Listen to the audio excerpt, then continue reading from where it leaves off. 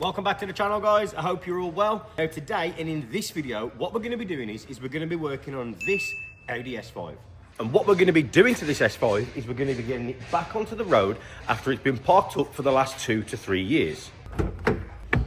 And to do that, one of the jobs that we need to do is we need to get this engine serviced. We need to replace the rear brake pads. We're going to get the driver's wing painted. And last but not least, we're going to be getting into the driver's footwell so that we can get the master cylinder replaced. So now that we know what we've got to do to this S5, and there is also going to be a little bit of a story towards the end of this video, as the guy that owns this car, I have a lot sort of to thank him for, as without him, I wouldn't know what I know about cars, but I'll tell you a little bit more about that as we get through the video. So I think what we'll do first is we'll get the car started up, we'll get it all nice and warm, we'll get that oil nice and warm so we can drain that out while we are doing the rear brakes. And we do need to put those into service mode, as if we take a look inside the car, you'll see just over here, we have got the electric handbrake just there. So we will need to put the rear brakes into service mode, but when we get to that point, I'll show you exactly what you need to do. So let's not waste any more time. Let's just get it started, get it warm, get it on the ramp, and let's get cracking.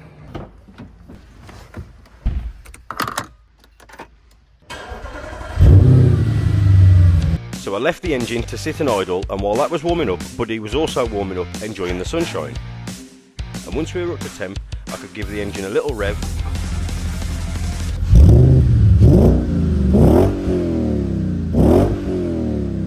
Then I could get it turned off, remove the oil cap and the dipstick, get the ramp arms into position, and then I could get this car sent up into the air. So now that we've got the S5 sent up into the air, the first thing that I want to do is I want to drain that nice hot engine oil from the sump. Now, you would have seen that I've already pulled off the oil cap and pulled out the dipstick. So now we've got that done, we can remove this 6mm Allen key bolt just there. And while that engine oil is draining, I'm going to kill 2 birds with 1 stone here, as it makes a bit of sense to save some time. And I'm going to get the rear wheels pulled off. I'm going to get the diagnostics machine hooked up inside the car. We can get the rear calipers put into service mode, and then we can get these rear brakes changed as well. So let's not waste any more time. Let's just get the oil drained out and get these rear wheels off. So now that the engine oil is nice and hot, I could remove the sump plug so that I could let it drain out. Then I could send the car back down on the ramp so that I could not only jump inside and get the locking wheel nut key, but also so I could jump into the driver's side and plug the diagnostic tool into the OBD port, as like I said earlier on in the video, this S5 has an electric handbrake, which we need to put into service mode. So with the scanner plugged in and the ignition turned on, let's go and see what we have to do. So now that the diagnostics machine has finally caught up and turned itself on, we know we've got the ignition on. The next thing we need to do is make sure that the handbrake is off. Now the light is off on the dashboard, but if we bring ourselves round to the rear wheel, we can just give it a little spin just to make sure that it is off. So now that we know that it is, we can come back round to the computer. I am going to do an auto scan, so if we give it a sec, hopefully it should find the car. Audi, yeah, it has found the car, so we'll go with normal. It is a Audi A5, sorry, S5, yep, there we go.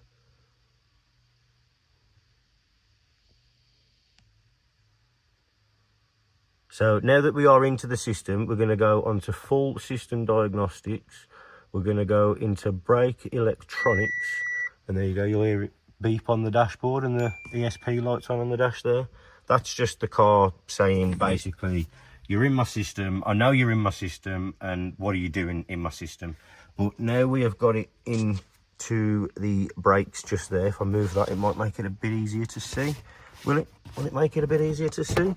If we put it down there, maybe? So, full system diagnostics. No, we'll go back out of there. Common special features, electronic part brake. You see we've got the option here, it says replace the brake pads. So we'll click that, and you should be able to hear that is the motor in the caliper winding the piston back in, so that when we remove the caliper and wind it back in manually to make sure that we're going to allow enough room for the new pads to go in, we're not going to damage any of the motor in the back of that caliper, as I'm pretty sure if we come back in, what does it say there? Brake cylinder has been retracted, replace the brake pads. After the replacement is completed, the brake cylinder is returned to the vehicle. Press again to carry on. So what we can now do is we can get these rear wheels off, and we can carry on with changing the pads like we normally would. Once we've got the new ones in, we'll go back onto the computer. We'll reinitiate the sort of refit procedure, if that's what you want to call it. We'll initiate that, and then that'll be the rear pads done. We can then get the sump plug back into the front. Once we've got that done, we'll replace the oil filter, we'll refill the engine with some oil, and then we'll come back and we'll take a look at the master cylinder. So let's not waste any more time. Let's just grab some tools and let's get cracking. So with the calipers in service mode, it was back up into the air so that I could get the rear wheel removed. And with the wheel off and out of the way, I could begin to unbolt the caliper. Now this is held on with two 13mm bolts, and with both of those out, I could lever the caliper up, and after a bit of a wiggle, as it was quite tight, that was the caliper removed. Then I removed the pads and the metal sliders and began cleaning up the carrier with a wire brush, and with that done, I then re-greased the caliper sliders and popped them back into the carrier. Now this is where I had a small issue, as the pad sliders, as you can see, are different, and being 7:30 PM, new ones were not an option. So after giving them a clean up, I got them refitted, grabbed the new pads, made sure both of the ends were all greased up, then one by one I've got them back into the carrier. And after a little grease on the outer faces, using the wind back tool, I wound back in the piston on the caliper. Now this is why earlier on we needed to put the calipers into service mode to make sure we don't cause any damage to the mechanism when we're winding the piston back in. So with that all done, back on goes the caliper, and after tightening it down using two new bolts, I could then get the wheel back on and tightened up too. And of course I wouldn't forget the centre cap. So with the near side all done, it was time to replicate the entire process again, just this time on the off side.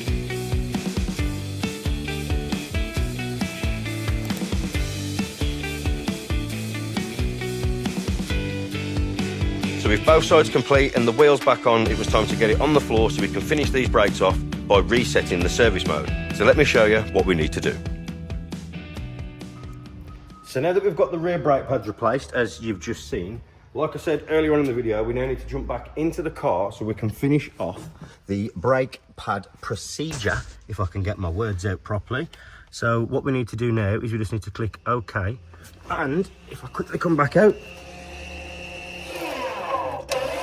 you'll be able to hear there that that is the piston in the caliper being wound back out to its tightest position. So it will clamp those pads, it will register the new thickness of the pads, and then it will wind it back off to its stock position. And then that is now the procedure. Is it done? Is it done? What we've got there, brake cylinder has been released. Press OK. So if we press OK, turn the ignition off and on again. So we turn the ignition off, and then is it going to come back on? Yep, we've got the ignition back on. So now we can click OK, and that is the electronic part brake reset. We've replaced the pads. So now all that's left to do is to go back around to the front, which I'm going to do in a second. We'll get the oil filter replaced, as you should be able to see is a nice easy position. So before we send it back up and get the sump plug back in, we'll get the oil filter changed, we'll get the plug back in, we'll get some engine oil in it, we'll get it running again, and then we'll come back into the car once we've got it off the ramp, and we can look at that clutch master cylinder. So off came the engine cover so that I could loosen and unscrew the oil filter housing. Then I could get the old oil filter pulled from the housing and remove the old O-ring using a pick tool.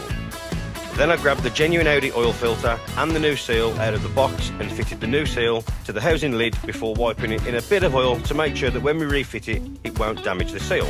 Then I put the new filter into the housing and fastened it down before refitting the cover and sending the car back up into the air.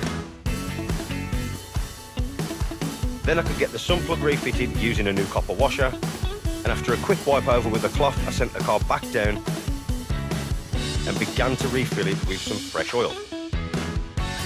Now the oil that I'm using is Quantum 530 Long Life, and it's from TPS, along with all of the parts that I've been using for this Audi. So not only do I know that it's the right grade for the engine, I know that it won't cause any unwanted damage. And with the oil level just over the maximum, as we need to fill the oil filter housing with fresh oil, I could jump inside the car and start up the engine.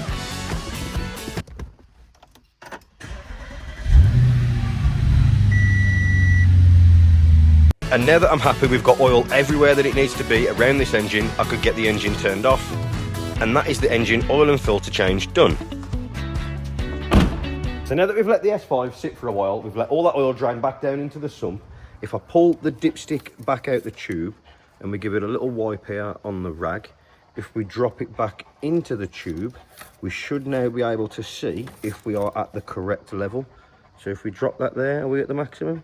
I think we are. Might need a dribble more, but I'll pop that back in there for now, and I will leave it for a little while longer while we crack on with the next part of this S5, which is going to be this piece just here. Now this is the clutch master cylinder, and we need to replace this as this sensor here is faulty. Now that is a clutch switch, and it is quite a common issue on these S5s, and what it will do is it will stop the car A from starting, or B, you will have a random cutting out issue, which is exactly what this Audi has. It was just been cutting out on a random, then it'd take a while to start back up. So we're going to replace that and get it repaired with this master cylinder just here.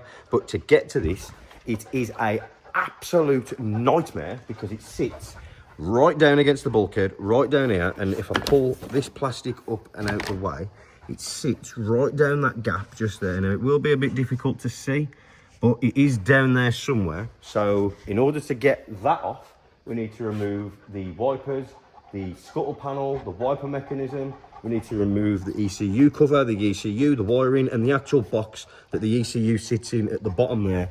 And then that will hopefully give us enough clearance to be able to get it disconnected from the hydraulic pipe. We can get the feed line down to the slave cylinder removed. We can go inside the car and we can get it disconnected off the clutch pedal itself. And then we can come back up to the front. We can get it disconnected out the bulkhead, as if you take a look on the new one, it literally just pushes into the bulkhead and twists to hold it in position. So we can get that unclipped, get it pulled out, and we compare, when I can talk, we can get it compared to the new one to make sure that everything is as it should be and it will work on this. So long as it does, we can crack on then and get this new one fitted. So let's not waste any more time. Let's just grab some tools and let's get cracking. So to gain access to the master cylinder, I needed to remove the wiper arms and the mechanism. But as you can see, the driver's side doesn't want to come off. And after trying the passenger side as well, it seems that didn't want to come off either. So I had to resort to plan B, remove the mechanism, the scuttle panel and the wiper arms all in one go. So I began removing the 310mm that hold the mechanism in place. I removed the wiring loom plug, and after popping the scuttle from the clip on the windscreen, that was everything pulled out. Then next up, it was the lid for the fuse box and the ECU, and after getting it unscrewed and lifted out the way, I got the ECU unclipped and pulled out too, and then began unplugging the loom and the power feeds from the fuse box, so that it could also be pulled up and out of the way. Then I removed the 4 T30s that hold the fuse box holder to the bulkhead, and with all 4 of those pulled out, it was quite tight getting this box up, but eventually, as you can see, it did come out. Now the master cylinder, as you can see, is tucked right in down here, but before I can get this pulled out, I do need to jump into the driver's footwell so I can remove this plastic pin, as this pin is what holds the plunger on the master cylinder to the back of the pedal. Now, as you can see, it is quite tight and very fiddly to do, but after some persuasion, I finally got it off. Then it was back into the engine bay so I could unclip and remove the slave cylinder feed pipe from the master cylinder, remove the reservoir feed pipe, trying not to make a mess and, well, failing badly. I then tucked it out the way so I could unclip the plug for the clutch switch, and after twisting the master cylinder, getting it to unclip, it finally came free, and then I could get it pulled away from the car. And finally, that was the old master cylinder removed. So I wasted no time getting this S5 put back together, and after getting the new master cylinder clicked into place and all the pipework connected back up, it was time to get this lot put back together as well. So while I was cracking on with this, if this is the kind of content that you like and you haven't already subscribed to my channel, then now is a perfect time to go and hit that subscribe button. Not only does it help my channel grow, it's completely free and there's plenty more videos like this for you to go and watch. And with all that back in place, in go the plastic covers. Then it was back into the footwell to get the horrible plastic pins back in, and after making sure that the pedal does actually work, which luckily for me it does, next up was the lower dash cowling and the end cap. And with all that back in, I could then get under the bonnet, remove the reservoir cap, so I could top up the fluid before sending the car back up into the air so that my partner Emma could help me bleed out any air from the system. And after connecting a pipe up to the slave cylinder so that I don't make a mess, I could start releasing all of that trapped air from the system. Then push it down. Yeah. Right, now pull it up, pull it up, what? Pull it up, down. Right, hold it there. How does that feel? Like a clutch pedal, yeah? Yeah. Thank you. Good. Yeah. And with all that air out of the system and the car coming back down, and M not looking too happy about being up in the air, that was the S5 back on the ground, and I refilled the brake fluid and refitted the cap. Then I moved the ramp legs out of the way so I could jump back inside the car, start up the engine so I could see if this Audi was actually going to move. Which, as you can see, luckily for me, it does. So with all that done, it was time to move on to the last job on this S5.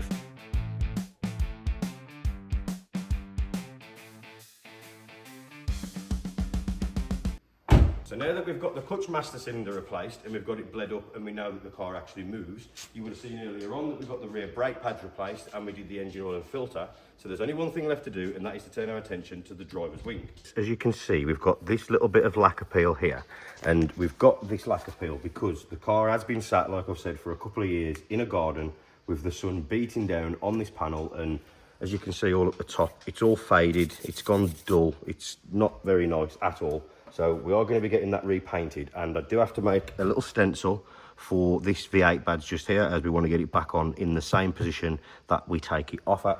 But as you can probably see, it has gone dark now. So I am going to call it a day for now, as I'm getting pretty hungry. I want to get home. Buddy, as you can see, he was just down there. I think he wants to get home as well. So now we've got all the mechanical stuff done, and like I say, we know it works. We'll come back tomorrow and we can make a start on getting this wing prepped and painted. So for now, it's going to be a wrap, but we'll come back tomorrow and we can get cracking on with the wing. So it's Monday morning, we're back in the workshop, as you can see, and Buddy's quite happy and content licking the wall. Still haven't worked out why he does this, so if anyone does sort of know why dogs do lick walls, feel free to let me know in the comments. But while he's happy and content doing weird things over there, I'm going to turn my attention to this wing on the Audi S5. Now, I'm not 100% sure how I'm going to tackle this, as you should be able to see, it is only the clear coat that's damaged. I don't think it's actually done anything to the base coat, and we've got all this sort of haze in here. So I might just get away with flattening it back and just re-lacquering it. We might not actually have to put any paint on it. Just depends on whether we actually burn through while we're sanding through the clear coat. I do need to make a stencil for the badge just there so we can make sure it goes back on in the same position that it comes off. But before I do any of that, I do need to give it a quick wipe over, and to give it a wipe over, I am going to use the Hydro V2 spray bottle. I have already got the pre-wash mixed up. Well, I say mixed up, it's in the cup here. And all we need to do is we just drop 10 ml into a litre of water, and then we just screw the cap on just like that. And then we give it a bit of a pump up to put some air into it. And then once we've got it all nice and pumped up, which doesn't take too long, we can then just spray that on there, just like so. And then I'm going to leave that to sit for a couple of minutes just to lift all the crap off. We'll wipe that over, and then we can make a start on getting all this flatted. And well, before we do that, we'll make the stencil. Once we've made the stencil, we'll get it all flatted, and then we'll come back and we'll see exactly how we're going to tackle this wing. So after leaving the pre-wash to sit and do pre-wash things, I could then get it all rinsed off, and after wiping the panel dry, I then began to make a template for the badge, as once we've got this wing painted, it is going to need to go back on in the exact same position. And once I got it all marked out, I cut down the one side and pulled it away from the panel. And after keeping the template somewhere safe, I then began to tape up the edges of the rest of the panels to make sure that they don't get damaged when we're getting everything sanded. And then I put a sheet of paper over the engine to protect it from dust and overspray. Then I carefully remove the badge, trying not to snap them as they are quite small and delicate. And with those off, I used some thinners on a rag to remove any of the glue that was left over. Then I sprayed the wing with some soapy water. Using 800 grit, I began flattening down the entire panel. And now we've let it dry, let's go and see how it's looking. So as you've just seen, we were getting this wing completely flatted down. Now, in between recording the last part and filming this piece, I did rub through a little bit there, but it's not too much of an issue. We can get this rectified while we're rectifying this area here, which was the piece where the lacquer had sort of dried out and flaked off, should we say. It hadn't peeled off, it was just cracking and flaking, but we've got it all nice and feathered out in the edges just there, as you can see. So what we're now going to do is we're going to get some base coat mixed up into the gun. We'll make sure all this is nice and clean. Once we're happy with the panel and it is nice and clean and debris free, we can get the base coat on, we can let that tack off, Once that's tacked off and we've got these two areas covered, we'll then be able to go over the entire wing with some clear coat, and then once it's dry, we'll be able to see how this wing is going to turn out against the rest of the car. So let's not waste any more time, as this wing isn't going to get itself sorted. Let's just go over to the bench, get some paint mixed up in the gun, come back, get this clean and get this paint onto the panel.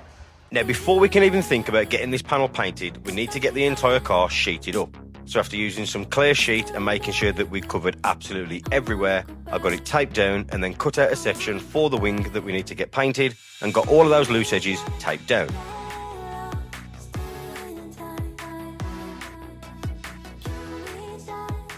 Then it was time to mix up some paint. So in goes the base coat at a ratio of 2 to 1. Now this means 2 parts of paint to 1 part thinners. And after getting it mixed up, I went back over to the car with the tack cloth and wiped over the entire panel. Now this catches any little bits of dust or dirt that are stuck on the panel, and now that I'm happy, it was back over to the paint, and after another quick mix, I got it into the cup, then it was quickly back over to the car to get the first coat of base coat onto the panel. And after letting it tack off, I then sprayed the entire panel to blend in where we've already just sprayed. And again, after letting that tack off, I gave the entire wing 1 more coat of base coat, just to be safe. And after letting that coat tack too, I went back in with a drop coat to make sure that we got a nice even coverage. Then I mixed up some clear coat with the same ratio as the base coat, 2 to 1, but this time it's 2 parts clear coat, 1 part hardener and 10% thinners. And with that mixed up and ready to go, it was back over to the car to get the first light coat down.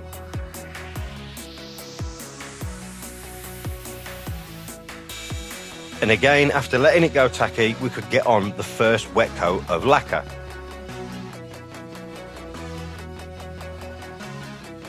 And I think you're getting the idea now, so after letting the first coat tack off a little bit, we could get on the last coat of clear coat.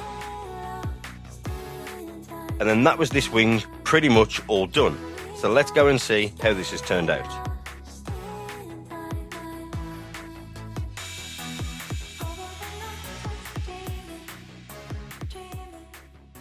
So there we go, that is the driver's wing all prepped and painted. Now I am happy with how this has turned out. We have got a couple of little bits that we'll have to nib out, but what else did I expect when obviously I'm painting it in a garage? I'm not painting it in a spray booth. But because of that, we cannot do anything else in here until this is dry, as we don't want anything to land in it. So we'll have to come back tomorrow. And this has been a process throughout the day. So this morning was when I started, and obviously I like to paint things last thing in the day so that I can do what I'm about to do now, which is pull the door down, get the dog in the car, lock the door, well, turn the lights off, lock the door, leave it overnight to make sure that it's going to be dry, so I can come back tomorrow, or we can come back tomorrow, and we can get the rest of the car unbagged. We can hopefully, if it's dry enough, be able to flat and mop this wing to make sure that it's going to be shiny. We can clean the rest of the car, and then hopefully we can send this S5 for an MOT. So let's come back tomorrow where we can crack on and get this S5 finished off. So we are back, and it is now another day, and Buddy was just here looking at the wall. You can see he's got his saliva all there. It's absolutely disgusting. He's absolutely disgusting, but we love him. But while he's off doing whatever Buddy does, I don't know what he's doing, we can turn our attention to the wing that we got painted earlier on in the video. Now, as you can see, it is all nice and dry, and I am happy with how this has turned out. We have got a little bit of dust, as you can see, just on the top, but that's only because it's dried. The dust in the workshop is sat on the top. I'm not worried about it. It will come off. But what I do now need to do is I need to get the wing flatted and mopped, just to make sure that it is all nice and flat and shiny, and that I'm 100% happy with it. Then once we've got that done, we'll be able to get all of the bagging off. Now I'm going to leave it on just to make sure that mopping paste doesn't go absolutely everywhere, as it is an absolute nightmare to get off once it is dry. If you know, you know. If not, then do what I'm doing, leave the bagging on, and trust me, you won't have to find out. But that's what I'm going to do now. I'm going to concentrate on getting all of this flatted and mopped. So in the next clip, we'll be cracking on with that. Then we can get it unbagged. Then we can get it outside. Then we can get it cleaned. Then we can book an MOT test. And hopefully this S5 is going to pass, fingers crossed, first time. So let's not waste any more time. Let's just grab some tools and let's get cracking. Now the off-the-gun finish wasn't too bad at all, but to get this wing looking its best, I began to flat down the panel using some soapy water and a 1500 pad. And doing this removes any little nibs that are in the clear coat to get it nice and smooth. And while I let that dry off, I refilled the bottle with some clean water, grabbed the mopping paste and the mop, and began to mop the wing back up to a shine. Now, as you can see, with every pass it is beginning to get a little bit shinier, and that's because what we're doing is we're polishing out all of the scratches that we've just done with that 1500 pad. And you also need to make sure that when you are using the mop, you are very careful, as you can very easily burn through the paint.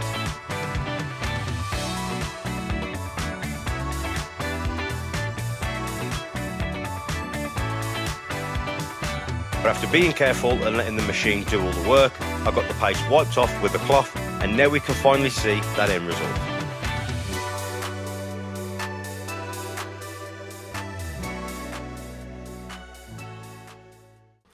So there we go, that's the driver's arch all flatted and mopped, as you can see, and he's looking absolutely fucking mint. But now what we can do is we can get the rest of the bagging off. As you would have seen, I did pull some off to be able to get around the arch with the mop.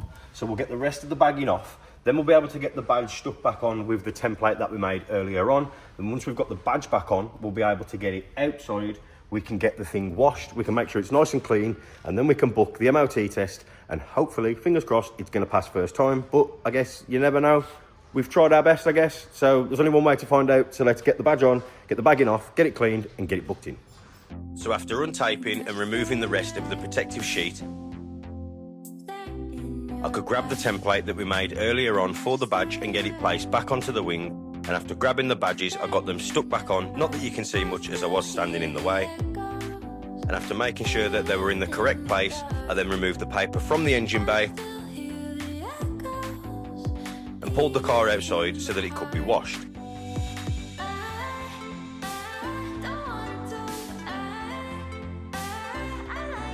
Then, using some hydro pre-wash, I got it mixed up in the bottle, and after a few pumps that was it ready to use. So I set to work covering the entire car, making sure that I didn't miss anywhere. And with that working its magic, after leaving it to sit for 5 minutes or so, I began to jet wash away 3 years worth of dirt and grime.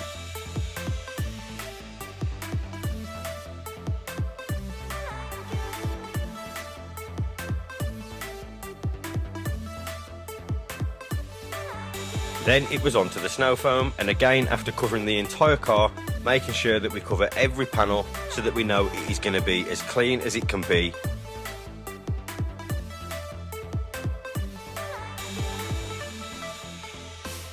After leaving it to sit and dwell for 5 minutes and getting some nice satisfying shots,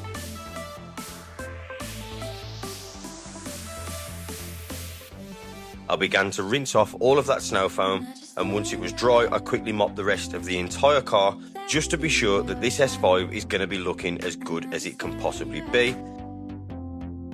And then with all the residue wiped off with a microfiber cloth and the windows all nice and clean,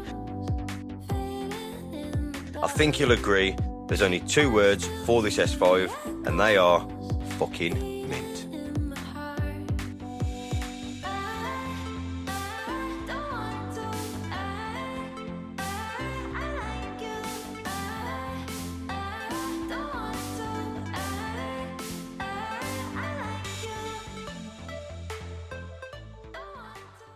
So that is the S5, all nice and clean, as you would have just seen. So all that's left for me to do with this, now we've replaced the clutch master cylinder, we've done the oil and filter, we've replaced the rear brakes, and we've also painted the wing and completely mopped the whole entire car. My arm is absolutely killing me, but it is worth it, as it does look 100 times better than what it did when it first got here. But like I say, all that's left for me to do now is to get this thing booked in for an MOT.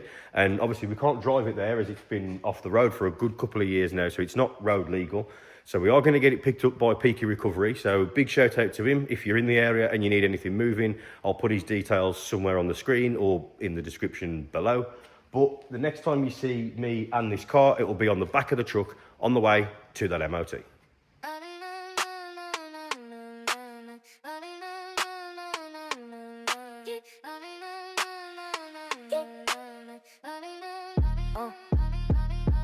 So now that you've seen we've got the S5 loaded onto the back of the truck, again, massive thank you to Lawson at Peaky Recovery. Like I've already said, I'll put his details somewhere in the video or in the description at the end. So if you're local and you need anything moving, drop him a message, let him know I've sent you, and I'm pretty sure he'll look after you. But like I say, we've got this on the back of the truck now, so we're going to send this off for MOT. So hopefully the next time you see me, and this S5, it'll have a 12-month ticket, finally be road legal, and we can get on to getting this S5 sold.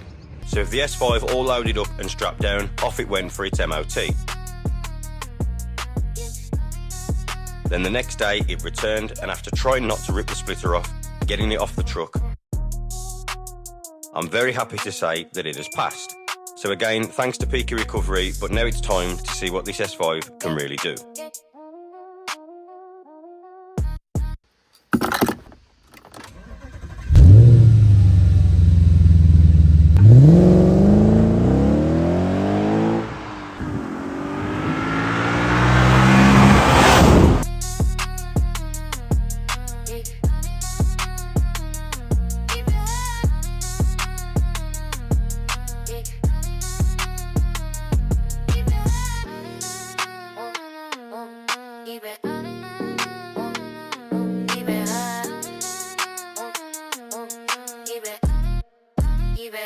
So that is the S5 all done and dusted, as you can now see, and hopefully you would have just enjoyed the nice sort of cinematic clips of this car. But before we get into the next part of this video, which is going to be how I became sort of who I am today, or how I got into cars in the first place, we'll have another quick look around it, as this car is actually going to be going up for sale. Now, we'll have a little bit more of a look in detail, because if we open the inside, you'll be able to see that we've got the interior here. So we've got the Audi wingback style, I think they're called the Super Sport seats, if I remember right. But we've got those in the front. We have got the sort of bucket style seats here in the back. If I bring the camera around to the back of the car, you would have already been able to see all of this anyway on the video, but we have got the full Miltech exhaust system, including the downpipes. So this car sounds as good as it looks. And if we bring the camera into the driver's side, you'll see again, we've got the sport style seats. The most important part, a 6-speed manual gearbox with a clutch pedal, which you've already seen we've had to be messing around with. And also on the dash, we should be able to see just there, we have got 98,000 miles. So it's not even 100,000 miles yet. And for a 17-year-old car, I think that is doing pretty damn well. Now, and I say 17-year-old car because it does come with the private plate, which is obviously this number plate here. But if it wasn't on that number plate, it would be a 2007 reg. Now, there is some history. I think the guy's got it in the house. I'll be able to double check, as funnily enough, the guy that owns it is just here with me, as there's a lot of history between me and Steve, and without him sort of taking me under his wing and teaching me the ropes, that's the best way to put it. Like, I was just, what 6, 7 years old. Now, just for a bit of context, I do need to explain that growing up, Steve and my mum and dad lived in the same street. Well, as a matter of fact, they still do. And I did have their permission to go around to his and be able to do the things that we're about to talk about. So with that said, let's get back to the conversation. I just wandered around and kind of got all up in your business and was like, yo, what are you doing? Like, let me have a look at that. And yeah, it's kind of spiraled to what it is now, I guess. Probably 1999, 2000. What year was I born? I was born in 93. So yeah, I was about 6 or 7. 7 years old, and anything we was doing on the drive with the cars, he was just there. Yeah, I remember it was just constantly. He just wouldn't stop asking. Yeah. Wouldn't leave you alone. It sounds funny now, but you wouldn't stop asking questions. Why are we doing it? What's that for? What does this do? You just wanted a spanner in your hand. Yeah, and I still do now. It's I'd start letting you do little bits with a 10mm and that. And I think the first thing I remember doing would have been on the Tigra, and I'm sure it was like a rear wheel bearing, or it was something like that. And I remember watching you do one side, and then you'd gone in the house, and I was just like, I can do that, yeah. And just had a go. And then I don't remember doing it, but I remember doing it, if that makes sense. I remember doing that, but I couldn't tell you the outcome of it. It's been a while, like. I remember doing the front pads on my M3, but you was probably a bit older, and you was probably 12, 13. Yeah, maybe, yeah. And you sat with me and watched me do every part of it on the one side, and then I said to you, you're going to do the other side. I don't remember this bit. You're going to do the other side. I don't remember everything else but this. And you look scared. And I was like, I'll sit with you. And we took everything around the other side, and I sat with you. I never touched the spanner. You jacked it up, took the wheel off, changed the pads perfectly, put it all back together. I checked everything, it was all perfect. As it should be. And you were on your way, and since then you ain't never stopped doing it. Well, like, that's why I say it's, without all of that, and like there's a million and one other thing, like even like when you had the unit, yeah. And I'd be wagging school. Yeah. Like, I probably shouldn't say that on camera, but Mum and Dad, if you're watching this video, I didn't wag school. You did. But I'd wag school and like just go and strip E30s and deal with the people, and like that sort of everything set me up, not knowing what was going to happen in the future. But without all of that, I don't think I'd be able to do this now. Not to the way I do it, if that makes sense. Yeah, this tells a story in itself. Every single unit I've ever had, you've worked in. Yeah. From, like you say, from 10 years age, old, yeah, do you know what I mean? Like, yeah, it was I don't know anyone else that's at the level you're at. The passion that you had as a kid, when everyone else was into football, or even girls at a certain age, you was just cars. Cars. Even when the black M3 got smashed up, like, I'll put a picture on the screen now so you can see just how bad. Like, I should have been in that car. And, like, still tell you, if I was in that car, then I probably wouldn't be standing here now. No. Well, I'd be here, but I'd be in a wheelchair. Yeah, the passenger side was bad. The floor on the passenger side was touching the dash. Yeah, bottom of the... my legs would have been... I know I was only small then. I shouldn't have got out of it. It was... I remember it like it was yesterday. I don't remember a lot of the things, but that is one thing that I do remember. But obviously, out the back of that, we built the blue M3, which, again, I'll put a picture up on the screen now, or some pictures, so you can see that. And how old would I have been then? What, 14, 15? 14, I reckon. And we reshelled it in 3 days. It was like 3 days, weren't it? Like, engine, box, prop, interior, wiring, because the guy that stripped the original... Like, the guy that stripped the Avy shell, didn't he just chop the multi-plug at the dash? Chop the multi-plug, chop the live for it the was battery. Like 60 wires or something, gone. You had to solder the whole lot again. It was that was a process, I remember that. That was a good laugh. We reshelled it in 3 days. It went for MOT and passed, and I drove it for 5 years. Yeah. And then obviously that went. 14. What did you have after that? It was the M5. M5 after that. And then it was the S5 after the M5, and now you've got the RS5 after this. Yeah. So yeah, Be all and end all is we've known each other 27 years, and you never cease to amaze me with your passion for cars. 27, yeah, it's a long time, isn't it, man? Yeah. Like, it is a hell of a long time. When you put it like that, it is a long time, man. And like you said earlier, we have the same conversations. We do the same shit with the cars. Like, nothing's changed other than we've both got a bit older and the knowledge is a bit better. Yeah. But again, all of that, this conversation wouldn't be happening now. This video wouldn't be happening now. None of the other videos would have happened. This channel wouldn't be a thing. Nothing. I wouldn't be who I am today if it wasn't for you, sort of, not just going, fuck off, you know, shit. Do you know what I mean? Like, which, to be fair, a lot of people probably would have done. And I guess, sort of trying to look back, I probably was annoying as fuck. Do you know what I mean? Like, proper annoying. Like, every 5 minutes, what are you doing? What are you doing? The like, thing is, I could see how much you wanted to learn. Yeah. I could see how much it meant to you. Yeah. School meant nothing to you. Nah, I wasn't interested. Sports, nothing to you. Nah. Girls, nothing to you. The only thing that you was interested in is cars. Yeah. That's all you was interested in. So I just tried to guide you, and now look. And yeah, we've got everything that we've got, and there's all the things that are happening now as well. So it's just and one thing. Your passion's still there. Yeah. Still there. That's the best bit about it. I love it just as much now as I did when I was 6. Like, the excitement is still the same. Like, I get just as gassed about, even sometimes, it's not about the fastest car in the world. Like, sometimes you could be driving a slow car fast and you have just, but the feeling is still the same. Yeah. Like, even, I remember going out in the M3 when you first had it. I remember the day you got it. I walked around the corner and I can still see it now in the back of my head. I'm looking at the back of an E36 M3.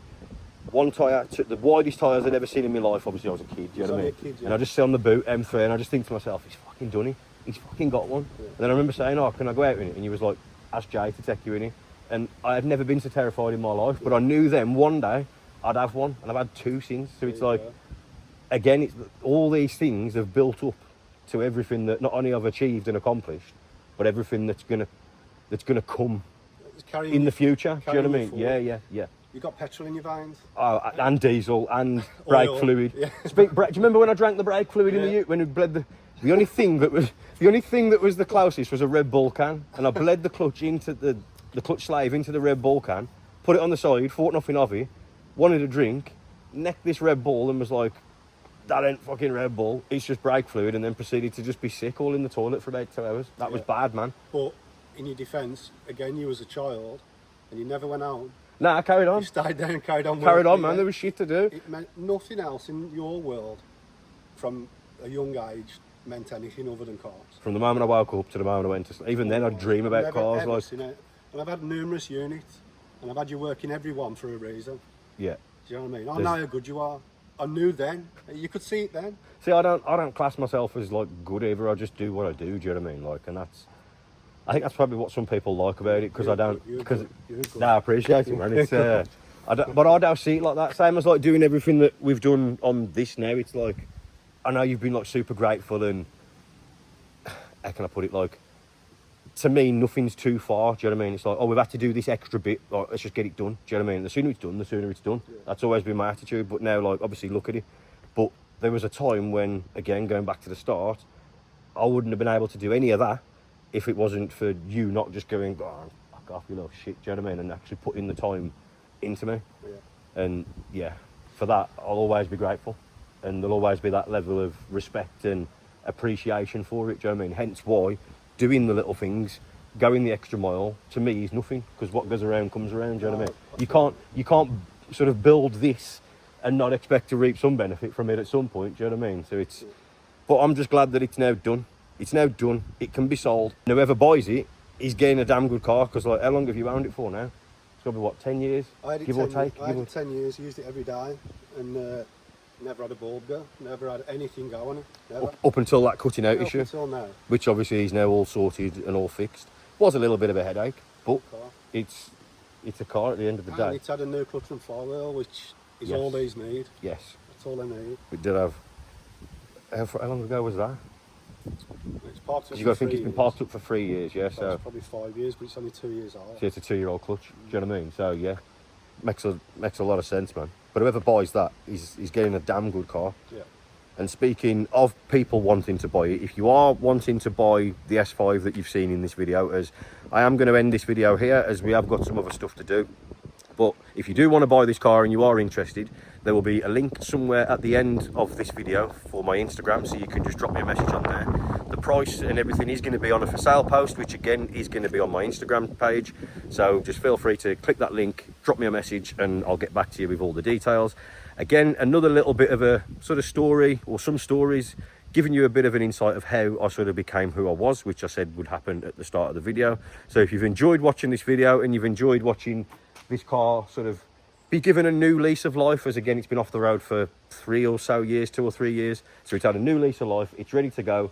Hopefully you've enjoyed watching the entire process. Hopefully you've enjoyed the story. And hopefully, if you're not already, you'll hit that subscribe button, you'll hit that like button, you'll drop a comment and let me know what you think of this, and let me know what you think of some of the stories that you've heard. If you've got any stories that are the same, or if you had a sort of similar upbringing, please feel free to let me know in the comments. But I am going to end it here, as like I say, we've got some stuff to do. So I will catch you lot in the next one. So as always, thanks for watching, thanks for following. All together, fucking mint. Do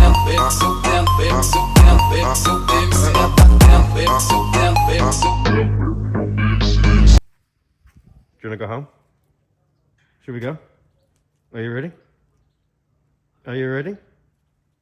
Good boy.